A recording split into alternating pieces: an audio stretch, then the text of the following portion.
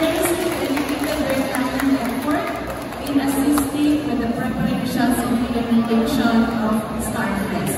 Your hard work and enthusiasm truly contributed to the success of this event. Lastly, we extend our gratitude to our star trainers from Region 4 to Region 3, Region 5, Region CR for your unwavering support and assistance. Your expertise and guidance have played a significant role in enriching this event and ensuring its impact on our participants.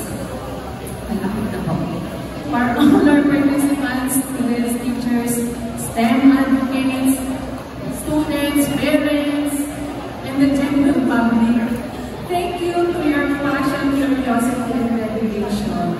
As we close this year's StarFest, let us carry forward the knowledge, inspiration, and collaborations we have built. May we continue to nurture curiosity, seek solutions, and champion STEM education